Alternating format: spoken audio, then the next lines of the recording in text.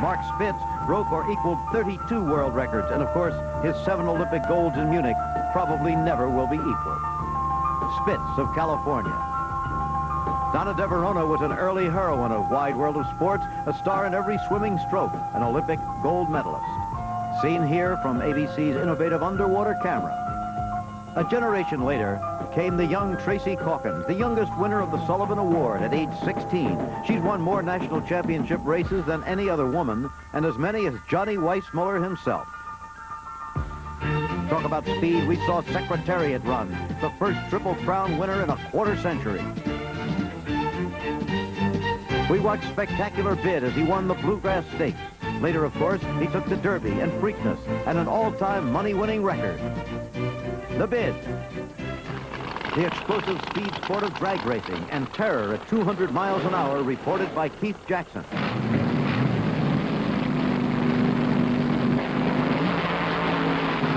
Nichols off first. Side by side and oh my God.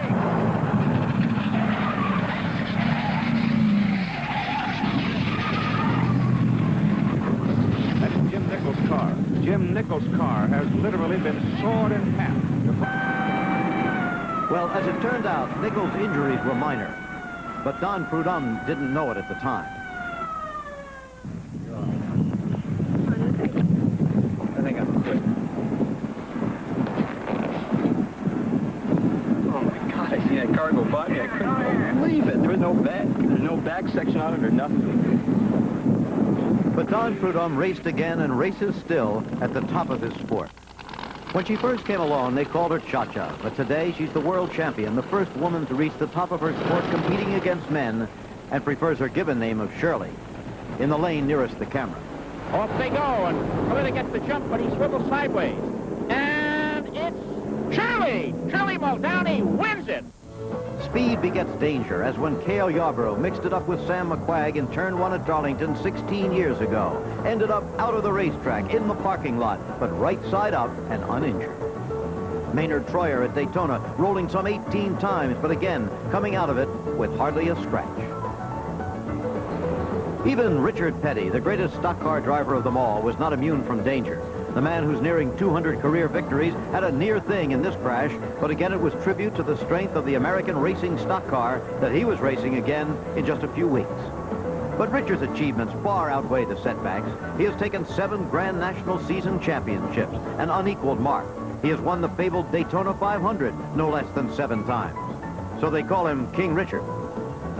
We've seen speed in the streets of Monte Carlo, as when Phil Hill chased Bruce McLaren in the rain in 1962. It looks like McLaren can hold it at this point, but they're very near the end. This is the last turn that he has to make. Here comes McLaren. Watch how close they are. They clip that corner, almost touching the wall. The difference is going to be less than a second and a half. McLaren is across the finish line, and here comes Phil Hill. McLaren is the winner. Phil Hill is in second place. He loses by 1 3/10 seconds. We saw the late Jim Clark and gave him our Athlete of the Year award for 1965. I'm really overwhelmed by this great honor which ABC, I feel, not only do me this evening, but do the world of motor racing in general. I take this honor not only as a personal award, but also as an award for each and every one of us in the motor racing field. Jim Clark of Scotland, one of the greats of motorsport, twice a World Grand Prix champion, winner of the Indianapolis 500, later died on the racecourse in Germany. Jackie Stewart not only won at Monte Carlo, but became a local hero there and a friend of the reigning couple, Princess Grace, once of Philadelphia, and her prince, Renier. Jackie was 3-time world champion, winner of more Grand Prix races than anyone else, but not everybody knew that in South Carolina. After he retired, he went there with us as a commentator and found out the sad truth. Who's your favorite driver? Bobby Allison. Yeah? Do you know who Jackie Stewart is? I guess he drives USAC. USAC? Yeah. The American. Is he an American driver? I believe he is. I don't know. Yet another man of speed was our athlete of 1969, Mario Andretti, winner of Indy in that year, and in 1978, the world driving champion. Like Jackie Stewart, Mario's with us for Wide World's birthday party in New York. You know, as I look around, my eyes really feast for what I see.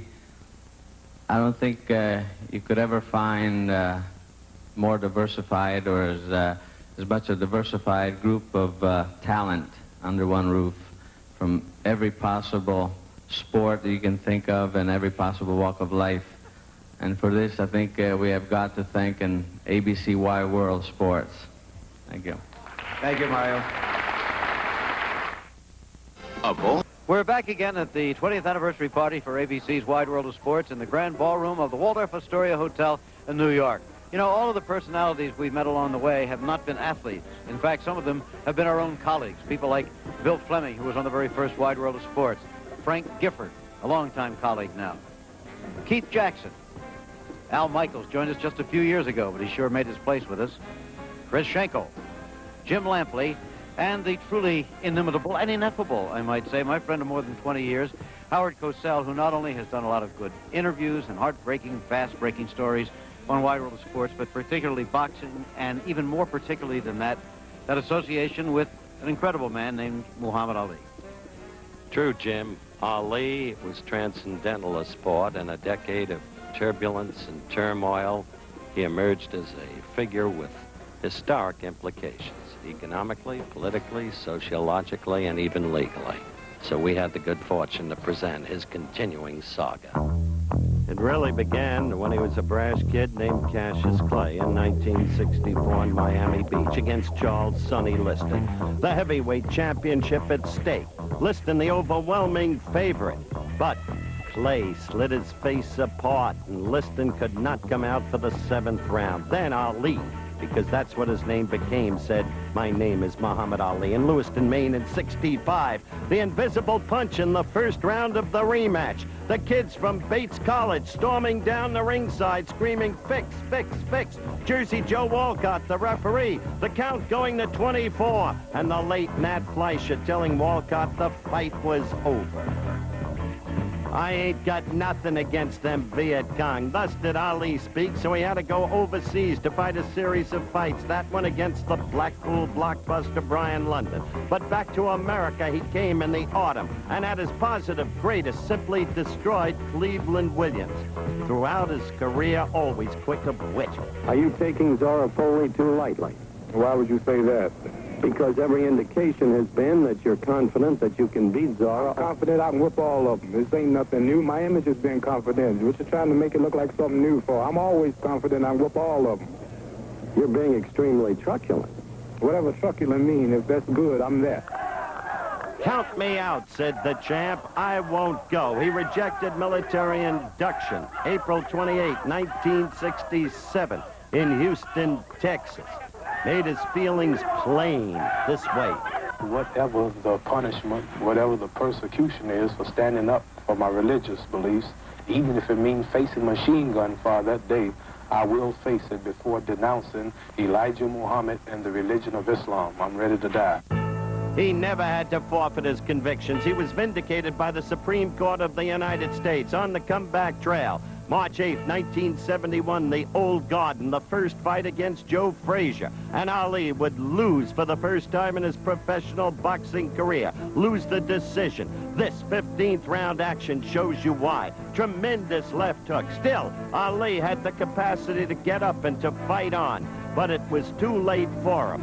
Earlier, he had been staggered all over the ring by an 11th round left hook like that one. It didn't floor him. Another comeback attempt necessary, another stumbling block, Kenny Norton. The countdown for the end of the fight. Ali's mouth is bloody, the left gets in, and a good right. He is all over Ali. He is punching him around the ring. One could believe in miracles. Norton himself is tired, you just saw him groping for breath against the ropes, but he knows what he's doing here. Maybe there is something in hypnotism because it's worked for Kenny Norton today. Get it up, The decision for Norton, a broken jaw for Ali. Then, Ali and Frazier visited our studios while preparing for their fight number 2 and to analyze their fight number 1. He gonna bring up the hospital. What's different? Why you bring up the hospital? I went to the hospital. Why you figure on me? I went to the hospital. Why you figure on me? Man, you know, sit down. Sit down, man. Sit down, Joe. Why you think on me? Sit down, Joe. Huh? Sit down quick. Why you think on me? So, the brothers are here. Doing this too? No. Sit down quick, Joe. Well, we're having a scene, as you can see, and it's hard to tell whether it's clowning or for real between the two fighters. This kind of thing has been going on all along in terms of promotion of a fight, and this time it seems to be for real, because Joe Frazier is really angry. I think that Ali is probably clowning, but there is no question in my mind that Joe Frazier is not clowning. They threw off their respective earpieces, microphones. Joe Frazier's watch came off. There was a wrestling bout on the floor, and we're really very sorry this happened. Just a few days later, they fought again in the old garden. Frazier, you'll remember, had lost the title of foreman. This time, Ali prevailed, winning a decision unanimously in 12 rounds. After that, the chance to recapture the title. Kinshasa, Zaire, the rope-a-dope game against a George Foreman who punched himself out, quickly tired, and was finally knocked out by Muhammad Ali. So he had executed the comeback miracle. He had recaptured the heavyweight championship of the world. For Ali, in many ways, it was a triumph comparable to his comeback against Joe Frazier in the non-title bout victory, because none had believed he could beat Foreman.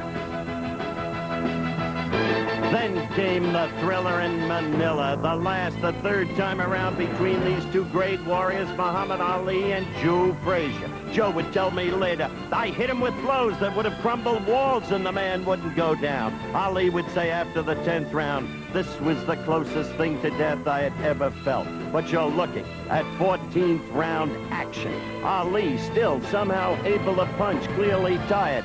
Joe's eyes cut almost beyond belief. The fighters went to their corners. Joe Frazier to be closely watched. Ali sitting there, obviously exhausted. Joe's eyes all but closed. Eddie Futch, the manager, caring about his fighter, telling Joe he was not going to let him go out there. Joe saying, no, let me go out, let me go out. But Futch turning around, telling the referee, Carlos Padilla, I am not letting him go out. Joe still begging to go out. Ali standing up, the victor. It was one of the greatest fights of all time. A classic fight. It'll be remembered always, and that's the way Ali will be remembered. That's the way he looks now, and the question is now, will there be anybody to take his place? Well, maybe not in the heavyweight division, but there's another kid around. Once, singular sensation, every little step he takes. Once, thrilling combination, every move that he makes. One smile and suddenly nobody else will do. You know you'll never be lonely with you, no one. Moment in his presence, and you can't forget the rest. Sugar Ray Leonard became the welterweight champion of the world, and then on June 20th, 1980 at Montreal, he defended against Roberto Duran. 30 seconds left in this bout. Duran with two good quick lefts and a third left. Sugar Ray fighting back. But did you see the way Duran kept moving his head? Left, right, bobbing, weaving. Now Duran taunting him. Here, here's my chin. Hit it, hit it. Look at Duran walking around. He thinks he's got the fight in the bag. That much is clear from his point of view. And so the end of the fight. Duran won it, a unanimous decision. But then the rematch. The now famous no mas story as Duran quit before Sugar Ray Leonard. Sugar Ray Leonard looks like that now. and they love him. He is in the image of Muhammad Ali.